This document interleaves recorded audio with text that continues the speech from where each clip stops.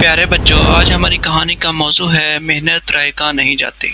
پیارے بچوں، زین ایک غریب بچہ تھا۔ اسے کرکٹر بننے کا بہت شوق تھا۔ اس کی ماں لوگوں کے گھروں میں کام کرتی تھی۔ ان کے پاس اتنے پیسے بھی نہیں تھے کہ وہ بلہ اور گیند خرید کر بیٹے کو دے سکے۔ وہ ایک ڈنڈے اور ایک پلاسٹک کی بال کے ساتھ کھیل کی مشق کیا کرتا تھا۔ گلی کے بچے بھی اس کو غریب ہونے کی وجہ سے اہمیت نہیں دیتے تھے۔ ایک بار وہ گلی کے بچوں کو للچائی نظروں سے کرکٹ کھیلتے دیکھ رہا تھا کہ ایک لڑکے راشد نے زین کو بلا کر کھیل میں شامل ہونے کے لیے کہا۔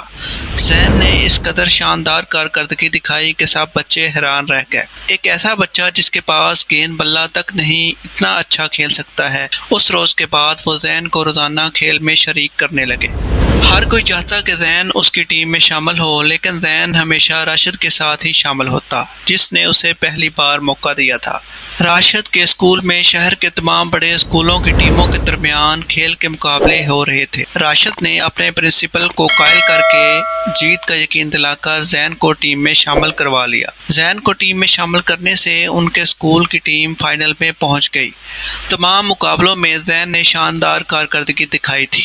مقابلے میں بھی زین کی صلاحیت نے ٹیم کو کامیابی سے ہمکنار کرایا، جس سے زین کی شہرت میں مزید اضافہ ہو گیا۔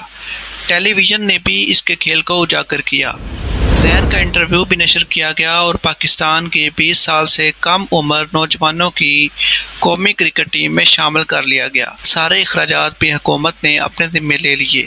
یوں زین کی سچی لگن اور محنت نے اسے انتہائی بلندی تک پہنچا دیا۔ زین نے اپنی زندگی کے پہلے بین الاقوامی کھیل میں بھی صلاحیت کا مظاہرہ کیا۔ اس نے اپنے ہر انٹرویو میں راشد کا نام لیا اور اپنی تمام کامیابیوں کا سہرا راشد کے سر باندھا، جس نے اسے پہلی بار موقع دیا تھا اور پھر اپنے اسکول کی ٹیم میں شامل کروا لیا تھا۔ اس نے کہا، ہمارے معاشرے کو راشد جیسے لوگوں کی ضرورت ہے جو کسی کے لیے امید کی کرن بنے۔ پیارے بچوں، اگر آپ اس طرح کی کہانیاں سننا چاہتے ہیں تو ہمارے چینل کو سبسکرائب کریں اور ساتھ میں دیے گئے بیل کو پریس کریں تاکہ ہماری نئی آنے والی ویڈیو آپ تک پہنچ سکے۔